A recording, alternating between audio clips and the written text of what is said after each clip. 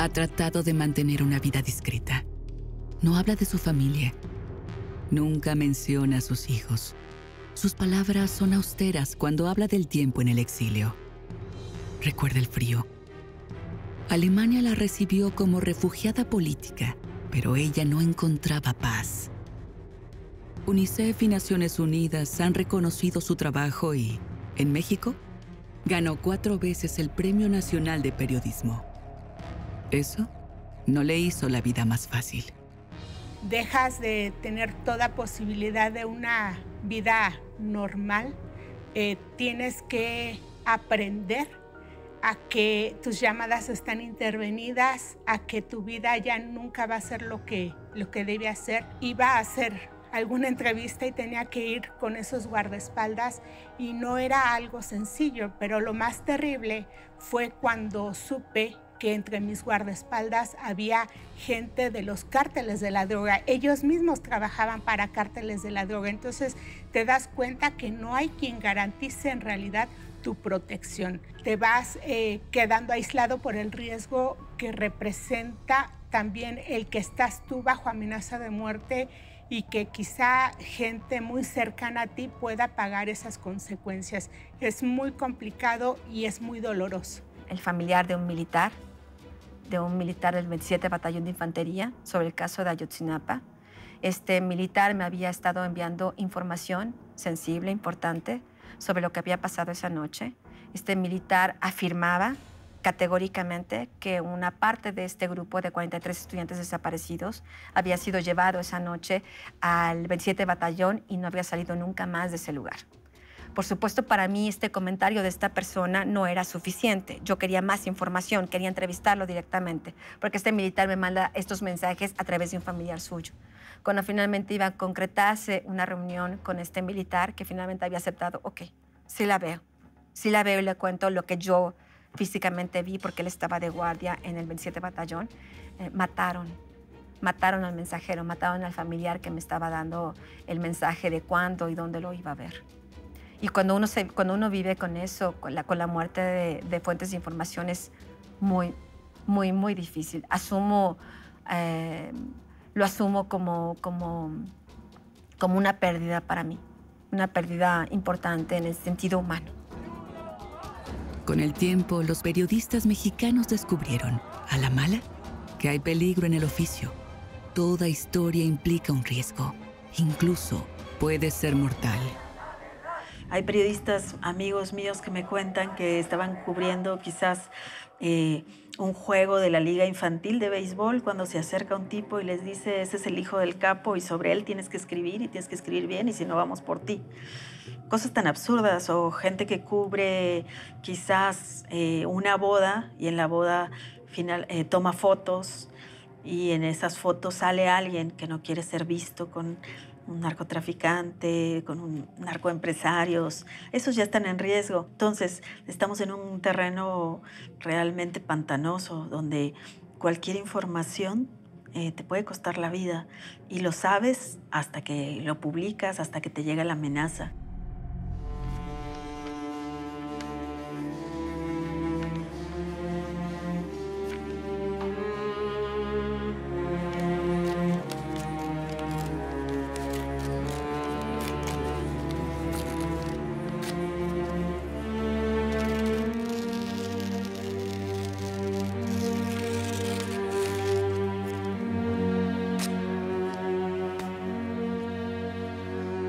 Llegó esta amenaza, fue de mensaje de una carta en un sobre cerrado y vimos que eran recortes de periódico.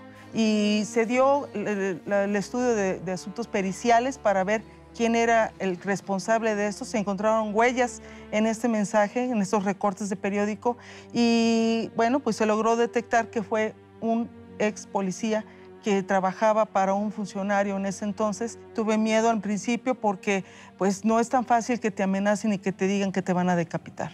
Uno no está preparado para recibir amenazas. Cuando te hacen la primera amenaza de muerte, te quedas paralizado y el miedo te paraliza. En mi caso, decidí seguir adelante con mi trabajo, decidí vencer el propio miedo y continuar, pero siempre tienes la sensación del riesgo que estás corriendo. La primera amenaza que sufrí fue a raíz de publicar los contratos que el secretario de Gobernación, Juan Camilo Muriño, tenía con Petróleos Mexicanos. Hice esta investigación periodística, publiqué ese caso que era a todas luces un tema de conflicto de intereses y comencé a sufrir estas amenazas por haber puesto a la luz uno de los intereses que tenía quien entonces estaba en el cargo de secretario de Gobernación y que se le veía como un posible candidato a la presidencia de la República. Era la persona más cercana al presidente Felipe Calderón y comencé a recibir amenazas de este tipo, amenazas de muerte. Tuve que estar con guardaespaldas, tuve que aceptar tener un chaleco antibalas y seguir trabajando bajo esas condiciones de muy alto riesgo. Desde el año 2000 y hasta el primer trimestre del 2019, la Asociación Internacional dedicada a proteger la libertad de expresión, artículo 19, reportó 131 comunicadores asesinados en México por circunstancias relacionadas al ejercicio de su profesión. A ellos hay que sumarle 24 que están desaparecidos. En esas circunstancias, ¿quién se atreve a contar las historias que deben ser contadas? Creo que la sociedad civil puede ser un gran acompañamiento para los periodistas. Lamentablemente los periodistas no hemos sabido conectar con la ciudadanía, con esa sociedad civil. Porque si la sociedad civil defendiera a los periodistas, estaría defendiendo a la democracia. El periodismo es parte de la democracia. La Fiscalía Especializada para la Atención de Delitos Cometidos contra la Libertad de Expresión, creada hace una década, presenta resultados casi nulos. De las 1.160 indagatorias iniciadas por delitos contra periodistas, registradas a partir de la creación de esta fiscalía en el año 2010, solo 12 casos han alcanzado una sentencia. Esto quiere decir que solo el 1.03% de los agredidos recibieron justicia. Y de estos 12 casos sentenciados, solo uno fue por homicidio. Hay un grupo de periodistas que nos hemos dado a la tarea, ¿verdad?, de darle este énfasis a la violencia contra las periodistas para destacar este componente de género. Por supuesto que está ahí. Bueno, llega un momento en que haces la denuncia, te quita muchísimo tiempo. Es decir, vas, denuncias un día, 2 días, 3 días, 4 días, una semana, 2, 3. Tienes que seguir con la investigación. La investigación consiste en investigarte a ti. Como los mecanismos de protección a periodistas generalmente no sirven, ¿no? Muchas veces nos toca a las propias periodistas, a los propios periodistas, dar esa respuesta de atención. Y ha sido como muy fuerte porque generalmente cuando un periodista está en riesgo, la única opción que tiene es salir del lugar de donde vive. Pienso que el Estado es juez y parte, que la Fiscalía no investiga los crímenes contra periodistas ni las amenazas que padecemos, porque en más de un 65%, según las estadísticas, el autor es el Estado. Cuando terminó el gobierno de Felipe Calderón, yo continué con mis investigaciones sobre todo este grupo de policías federales corruptos. Cuando iba a publicar este tipo de reportajes, dejaron animales. La primera anuncio fue animales decapitados en la puerta de mi casa. Y después fue la intromisión de 11 hombres armados, policías, que entraron a mi casa esperando pues encontrarme ahí con mis hijos. Yo no estaba, pero estaban mis escoltas. Supongo que eso los hizo pensar que yo me encontraba en mi domicilio. Yo desde el año 2010 estoy bajo protección por indicaciones de la Comisión Nacional de Derechos Humanos. Entraron al lugar donde vivo, donde había otras casas con otros vecinos, y como ninguna casa estaba numerada, en realidad estas personas no sabían cuál era específicamente mi domicilio. Empezaron a entrar, a allanar a las casas de mis vecinos, a amenazarlos con pistolas, hasta niños, niñas de 6 años, y finalmente obligaron a mis vecinos a decir cuál era mi casa.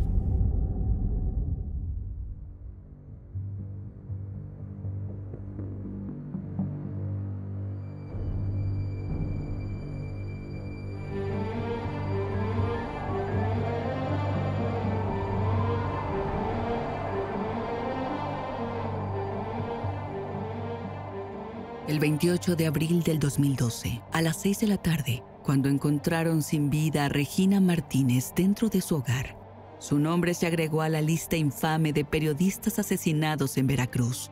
Regina cubría temas del crimen organizado, corrupción, narcotráfico y abuso de los derechos humanos. La primera fue Regina Martínez, con quien yo había tenido una estrecha relación periodística telefónica, y el impacto en el gremio del asesinato de Regina Martínez fue fuertísimo por eso, porque son de esos que se vuelven casos emblemáticos.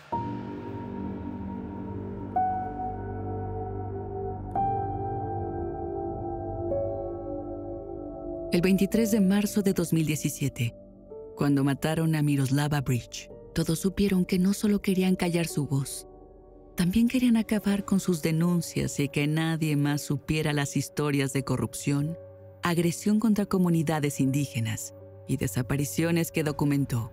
Miroslava investigó y denunció las torturas y asesinatos de aquellas mujeres que con el tiempo México y el mundo conocería como las muertas de Juárez. Días antes de su asesinato, Miroslava denunció que cárteles de droga habían impuesto candidatos a presidentes municipales en Chihuahua. No solo querían callarla, también querían dar una lección, entregar un mensaje de escarmiento, quizá para que otros periodistas retrocedieran, sino porque cuando salía de su casa para llevar a su hijo a la escuela, le dieron 8 balazos en la cabeza. En su camioneta le dejaron una nota, por lengua larga.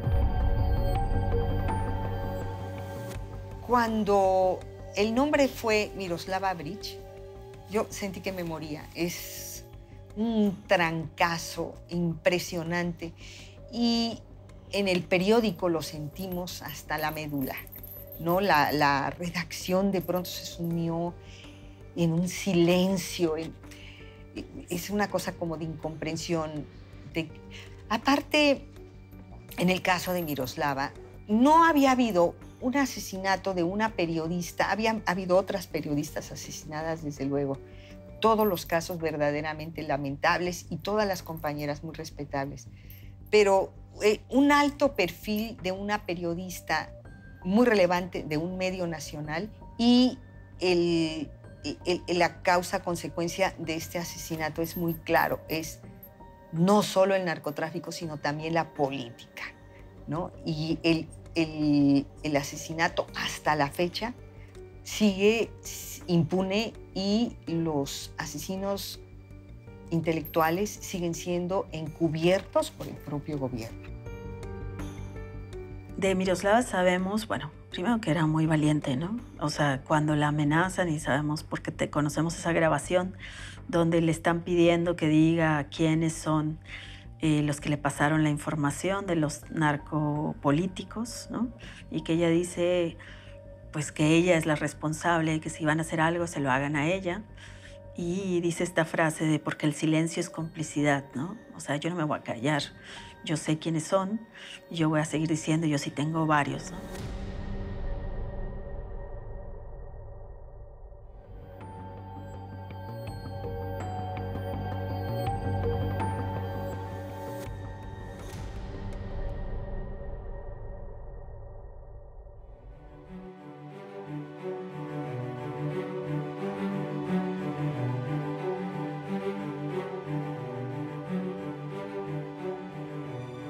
Las amenazas han sido de todo tipo, ¿no? Lo que se pretende es callar al mensajero.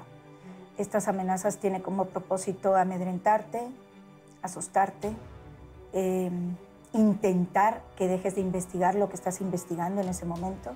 Estamos cansados de ver pasar los cadáveres de nuestros compañeros, pero en particular la violencia contra las mujeres ha sido aterradora. Son crímenes que intentan de una manera u otra ser un ejemplo para amedrentarte, para silenciarte, ¿no? Un especialista me dijo hace mucho tiempo que tenía que tener siempre una pequeña maleta en casa con mi pasaporte en la mano, con la visa norteamericana siempre dentro y con algo de dólares o de pesos en efectivo para salir corriendo. Y llevo haciendo eso 15 años por lo menos.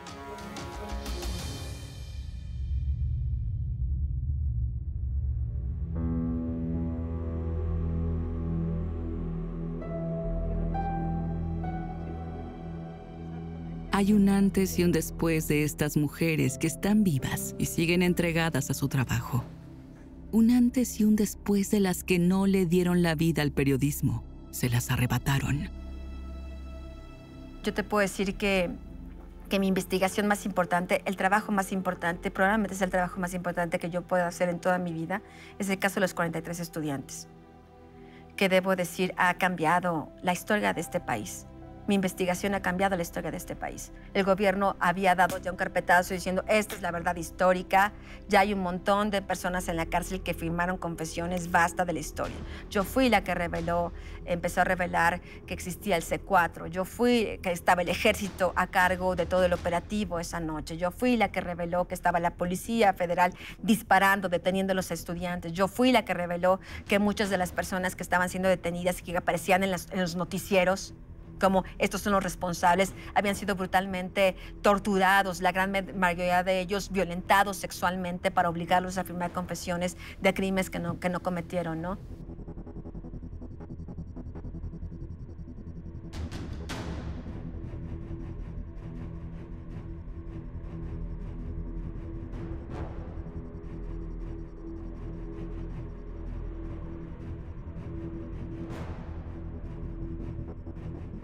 Cuando yo empecé a escribir sobre pornografía infantil, todos la negaban y se convirtió en un problema monumental. México es el tercer productor de pornografía infantil del mundo y eso no se reconocía cuando yo escribí Los Niños en la Edén.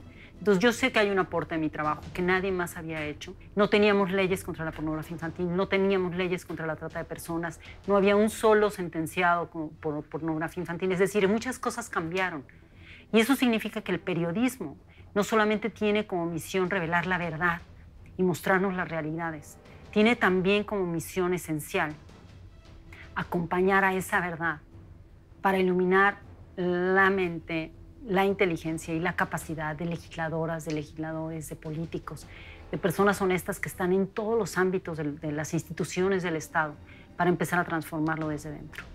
Estoy convencida de ello, no porque soy una ilusa, sino porque soy una mujer de 55 años que ha probado con su trabajo y a lo largo de toda mi vida periodística que la esperanza existe y que radica en el mejor de los periodismos. Un periodismo que intenta modificar una realidad oprobiosa y en México tenemos muchas, ¿no? Qué mejor que estar en un país en donde tenemos la posibilidad de ser agentes de cambio. Las voces de mis entrevistados, las voces de esas madres desesperadas buscando a sus hijos desaparecidos, las voces de los migrantes que cruzan nuestro país arriesgando su vida en busca del sueño americano, las voces de las mujeres víctimas de trata, de las niñas esclavizadas con fines de explotación sexual, las voces de las madres de los niños robados, las voces de las colegas que han sido asesinadas impunemente, que sus crímenes siguen impunes, son las que realmente me nutren, ¿no? Finalmente, esa es nuestra recompensa, no necesitamos más. Yo no le inclino la cabeza ante nadie.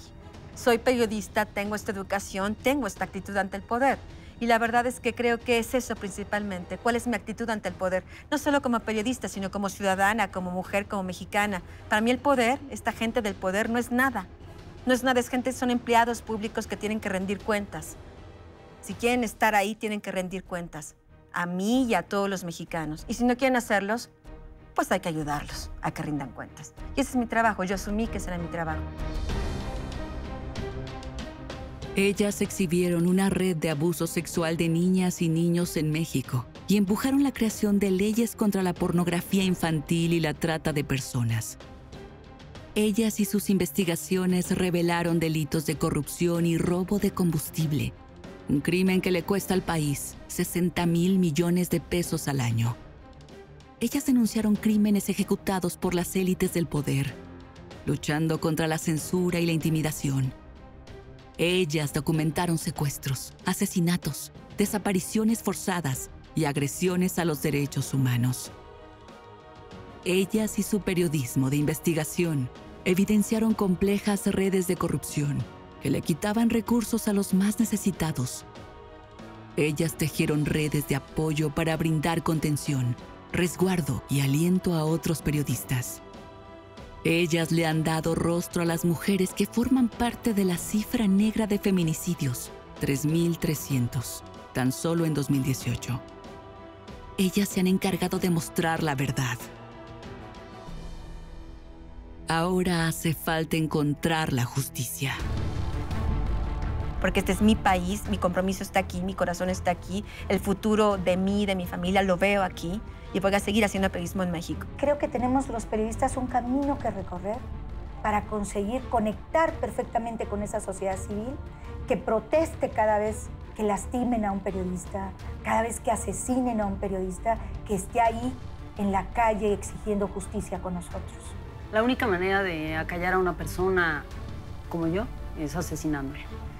Y yo me he hecho cargo escribiendo mis libros de que a pesar de que me maten, a través de mi obra persistirá la palabra y la palabra vive, aunque yo no estuviera. Así que nunca me van a callar.